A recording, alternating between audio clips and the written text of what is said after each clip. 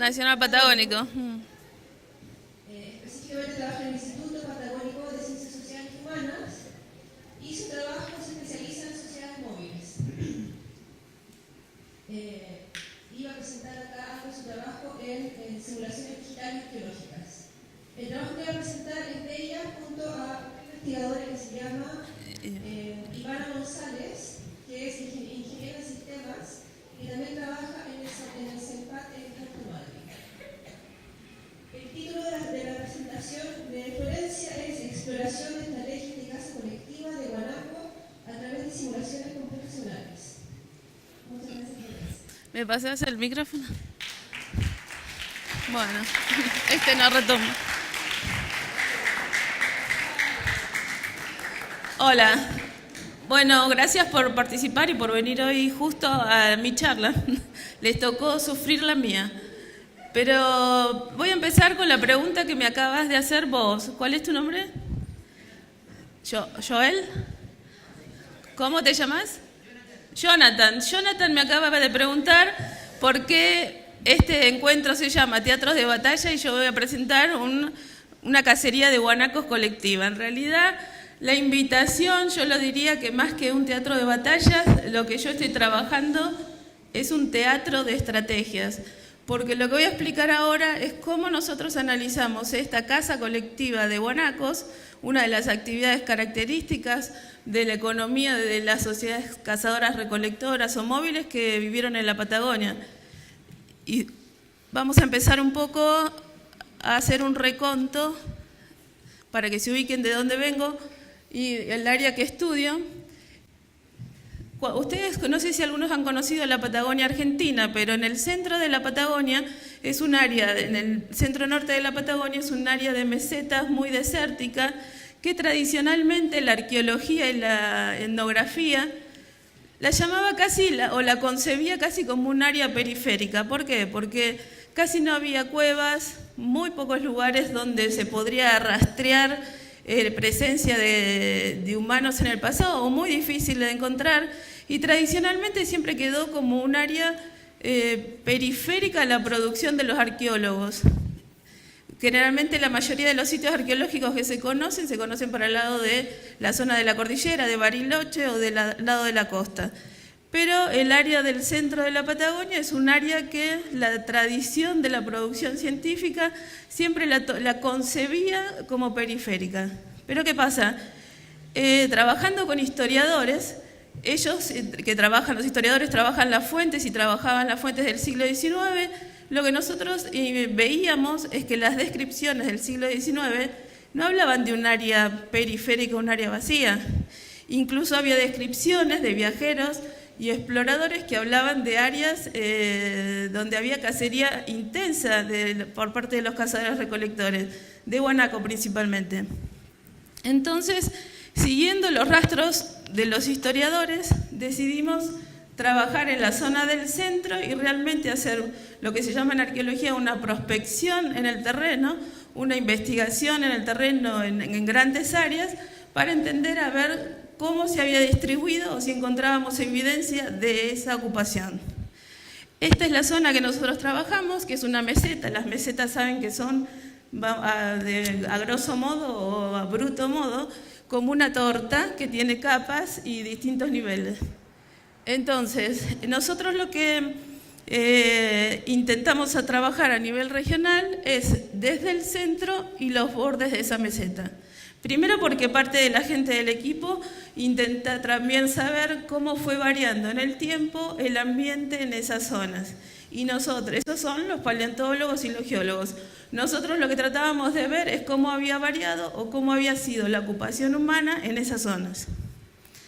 Entonces, siguiendo a los historiadores, empezamos a leer el libro de Jorge Clarás, quien había explorado esta zona de la meseta en un viaje, en un recorrido de un viaje que eran más de 1000 kilómetros a caballo, saliendo de la zona costa norte de Patagonia, en Bahía Blanca, con el objetivo de encontrar a los colonos galeses que estaban sobre el río Chubut en la zona de Rawson o Trelew. que en ese momento no existía. Entonces el tema es que Clarás realiza todo este viaje con 9 caballos y 2 vaquianos que lo guiaban, 2 vaquianos indígenas que lo guiaban. La descripción, en parte, que nos llevó a preguntarnos, a poner en cuestión realmente si lo que pasa en arqueología y lo que dicen las fuentes históricas pueden ser lo mismo o no, eran parte, está lejos y no sé si algunos lo leerán en el fondo, pero lo voy a leer rápido. Parte del libro de Clarás dice: el lugar donde paran los indios parece a un saladero. Hay allí un fogón semicircular de bloques de piedra que tiene alrededor de 30 pies de diámetro y unos 3 pies de altura, sobre el cual hay una gran acumulación de esqueletos de guanaco. Otro gran fogón, otro más pequeño y además 1 o 2 chicos. Algunos centenares de osamentas de guanaco están depositados allí. Los indios dicen que su Dios ordenó que no se abandonara ningún esqueleto en el campo libre. Es la ruta de los guanacos. Desde todas las sierras vecinas bajan las tropas de guanaco para beber y entran en la laguna hasta media pierna. Vienen además flamencos y también avestruces. El saladero está situado de tal modo que los animales no lo pueden ver. Desde allí los cazadores siguen hasta llegar a la altura del bicheadero, lugar desde el cual ven la laguna. Ven dónde están los guanacos, dónde deben esperarlos y dónde deben espantarlos. Allí hay tanta abundancia de carne que los indios toman solamente los caracúes, la cabeza, el pecho y el cogote, abandonando el resto. Otros también han llamado este lugar, este sitio, el paraíso de los indios tehuelches, porque lo concebían como un lugar donde todos los años ellos se aseguraban que ahí tenían la carne segura de guanaco para cazarlo. ¿Qué pasa? En el 2003 y el 2004 nosotros hemos ido también a hacer entrevistas a los puesteros y a las familias que viven en la meseta para que nos describan un poco cómo era esa zona y si realmente ellos observaban esta ida y venida de guanacos y este consumo. Y resulta que las entrevistas fueron más interesantes de lo que pensábamos, porque muchos de ellos no se acordaban hasta el relato de sus abuelos contando cómo se acercaban a los guanacos, cómo emboscaban los guanacos, cómo cedían el agua. Sabían que había grupos de cazadores de mediados o principios del siglo XX que seguían siguiendo la línea de los guanacos. Pero los guanacos ahí no están todo el año, los guanacos están ahí sobre todo en la época que van a parir los chulengos, o sea, los guanacos. Y esa área también es descripta porque no solamente tenían el valor de carne, sino porque al cazarlos solían cazar guanacos nonatos, quiere decir a las guanacas preñadas para poder tener el cuero de los fetos o de los guanacos, que para hacer quillangos era de mucha mejor calidad según los tehuelches. Entonces, para ser más rápido, seguimos el relato de Clarás e intentamos seguirlo con un programa que se llama Tlasti, que permite de alguna manera sistematizar toda la información que tienen estos tipos de relatos que para nosotros son un poco más cualitativos. Queríamos cuantificar lo que estaba en el relato de Clarás. Por ejemplo, ¿cuántos días tardaba para andar en caballo? ¿Cuál era el tiempo que necesitaba de una estación a otra en ese largo recorrido para obtener agua? ¿Dónde obtenía agua? ¿Cuáles eran los recursos que sacaba? Exactamente cuánto tiempo estaba en cada paradero. Toda esa reconstrucción, acá está un poco para que vean acá al costado, estos son los típicos recursos de agua que tiene la meseta, y muchos son temporales. En lo que se conoce como la zona de Yamnagú, que le llamamos nosotros porque así lo reconocían los indios tehuelches, era una zona donde, este es un modelo que creamos en el 2004, un modelo en base a esa representación. La mayoría de los, ¿ven esto? No sé si se ve algo de atrás, que es la ruta, pero la idea y la dinámica es esta. Aparecen los tehuelches de noviembre a diciembre, donde van a cazar los guanacos que bajan de la meseta en gran cantidad y les es muy fácil cazarlo porque en ese lugar también aparecen arqueológicamente lo que la gente le llama los riales, o sea, estructuras semicirculares que están en zonas más elevadas y que lo nombran los pobladores como los bichaderos, lugares donde ellos podían ir a ver y saltar sobre los guanacos para cazarlos. Lo que quiere decir también que eso en el fondo nos está hablando que no es una actividad individual. Nadie construye solamente para saltar individualmente una estructura de ese tamaño, de piedra, para saltarle a los guanacos. Acá estaba diciendo un poco lo que hacían con las pieles para la calidad de los quillangos. Y este es un esquema del modelo que planteamos. Ahora, la idea de hacer este modelo es porque lo que nos interesaba a nosotros es esto, principalmente. Si este era el funcionamiento en la época de los cazadores de los tehuelches, ¿qué pasa si yo esto lo llevo a un programa de simulación para ver si realmente funciona? Ustedes saben lo que son los programas de simulación, porque conocen los juegos y han hecho muchas simulaciones, pero ¿qué pasa si llevo estos datos que son arqueológicos e históricos a este modelo y veo si va? ¿Y de qué manera va?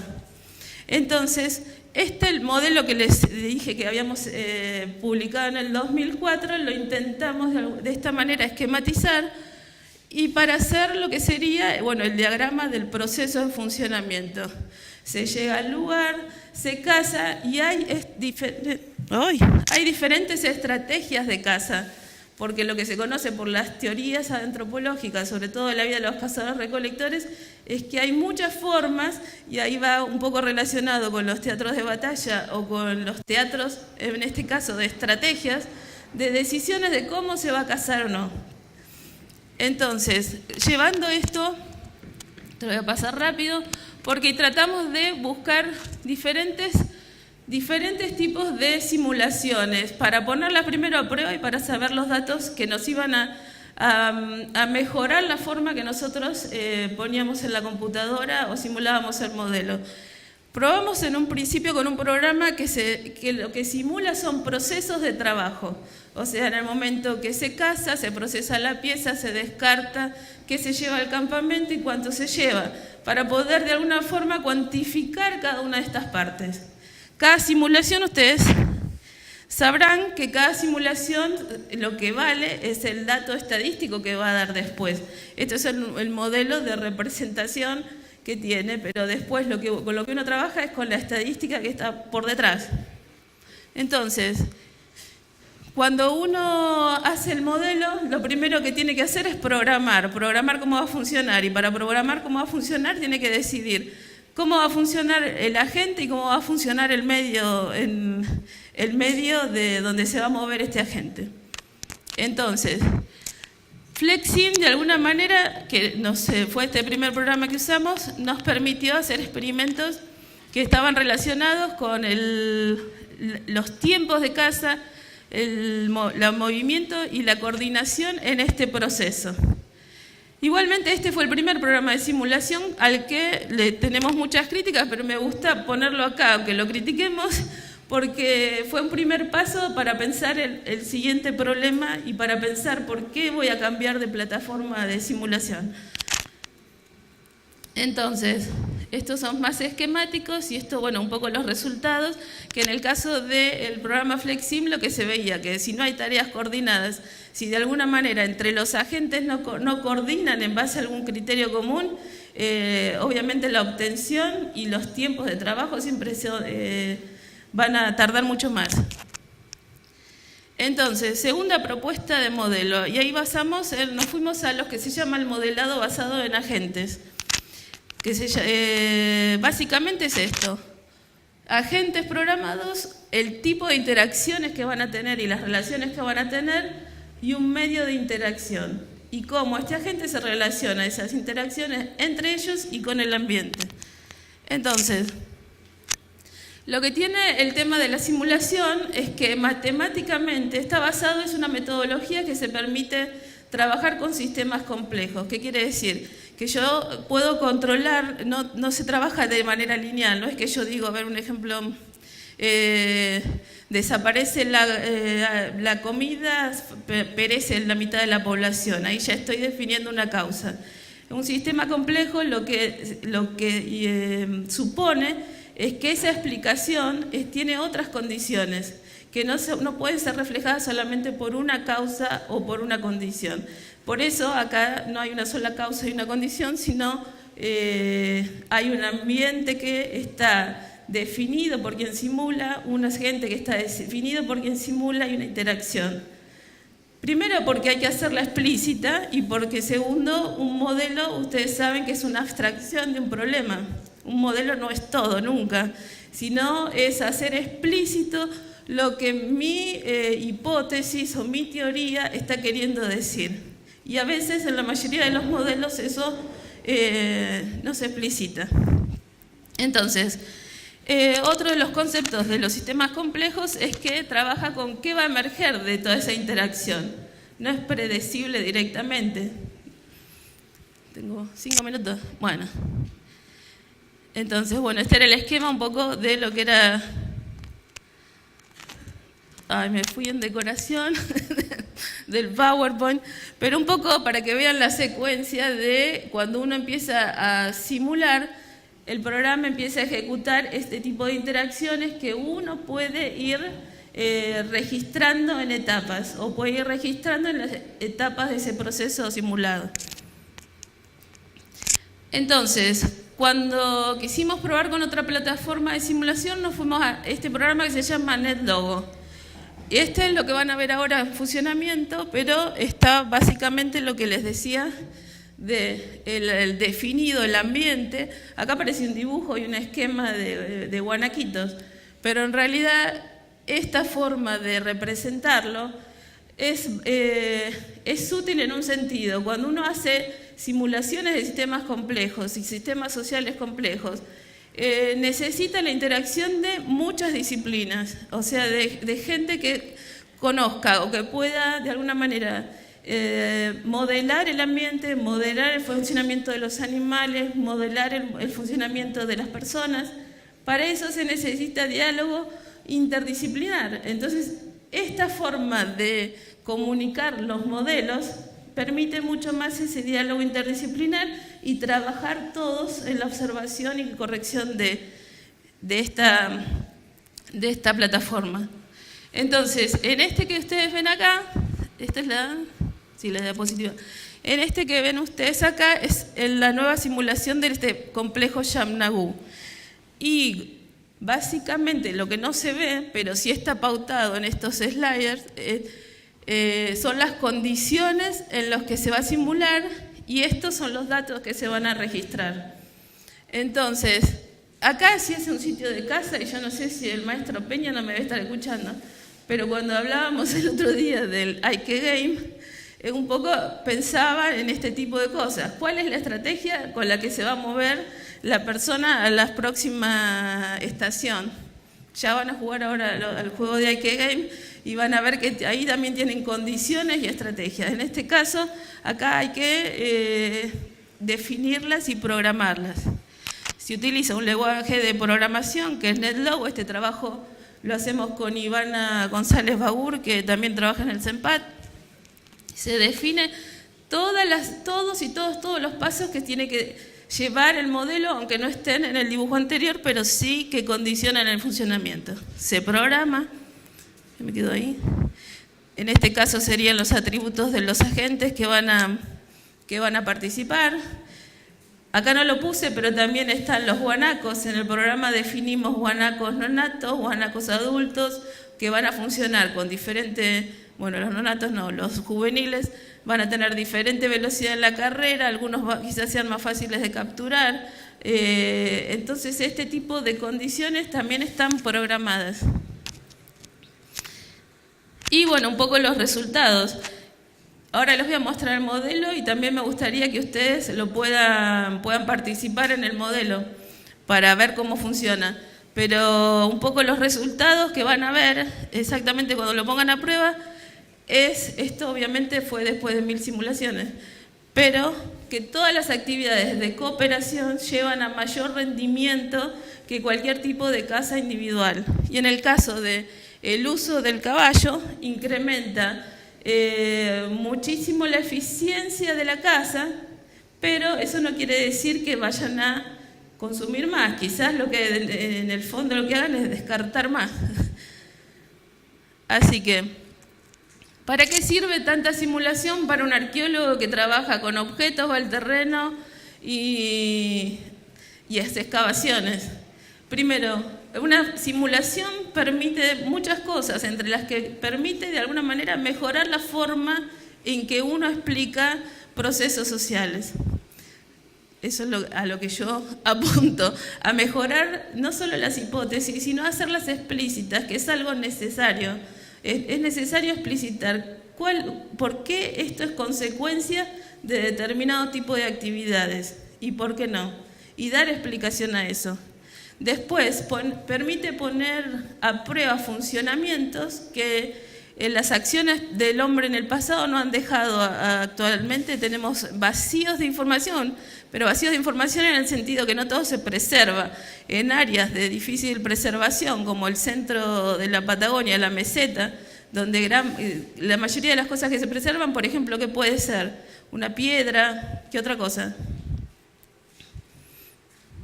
Huesos, algún entierro, esos tipos de materiales, pero todo lo que sea vegetal y carne, eso desaparece o es muy difícil o hay que encontrar muchas metodologías que permitan encontrar esos objetos. Y excavaciones, por ejemplo, en estas estructuras que están dentro del Yamnagú, a lo que yo llamo los reales, casi prácticamente no tiene el suelo, está sobre el basalto. O sea que es muy difícil planificar ahí, buscar ahí algún dato que nos permita ver la temporalidad de estos tipos de estructuras. Entonces, bueno, un poco a lo que les decía recién, que son las conclusiones, y esto es un poco comparar los dos programas de simulación que usamos. Uno bastante útil para precisar tiempos de trabajo y otro bastante útil para trabajar transdisciplinariamente y trabajar con todo el sistema en funcionamiento. A ver. Bueno, y ahora, esta parte terminé, tengo 2 minutos más para que vean la simulación y vamos para el fondo a simular un poco. A ver.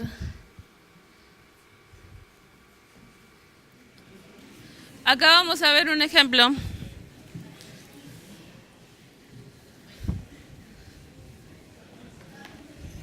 No sé si lo ven, está medio oscuro allá al fondo, pero si lo ven un poco es esto. La simulación básicamente es un experimento, entonces cuando uno experimenta lo que trata de poner es qué variables va a usar y cómo va a funcionar y las condiciones. Entonces, esto es una plataforma de simulación. La plataforma de simulación, acá está lo que habíamos dicho recién, los agentes, los campamentos, los guanacos, la movilidad de guanaco, los agentes que recolectan, los agentes que cazan. En este caso, se simula un día, porque la ocupación en el caso de la meseta era de noviembre a diciembre, para el tema, porque después acá, como hay un bajo, es un gran bajo, cuando empieza, cuando empieza el invierno, todo ese lugar queda casi intransitable, se convierte en un pantano.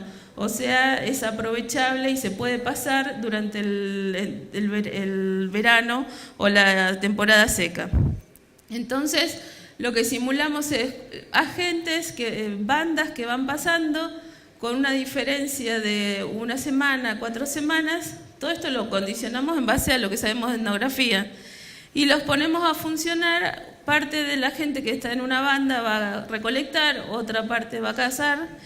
Y trabajamos con estrategias. Decidimos qué estrategias vamos a elegir en esto. Si se caza siguiendo al mejor cazador, si se caza sin coordinación o si se caza cooperando. En el caso de que se vaya a cazar cooperando, la estrategia es esperar detrás de esos parapetos, mientras alguien va a acorralar a los guanacos, los lleva hacia los parapetos y el resto de los agentes cooperando pueden cazar.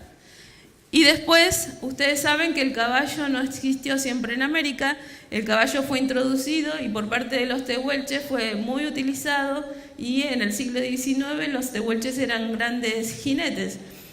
También introducimos el caballo. ¿Cómo variaría la velocidad en la caza en esta misma simulación? Y eso también se puede manipular y manejar acá en el programa. Esta es una general. Después, lo voy a parar acá. Además del código, el mismo NetLogo tiene como una plataforma que es experimental. De esa plataforma experimental que está acá, que se basa en la codificación, uno pasa a otros programas estadísticos y trabaja con esas estadísticas. Después, los resultados de la simulación, ¿cómo se utilizan? Se utilizan lo que en computación se llama validar los modelos. Valido los modelos. Los resultados de la simulación se validan con lo que se conoce en arqueología. O sea, no es que se valida arqueológicamente, se valida o no la experimentación.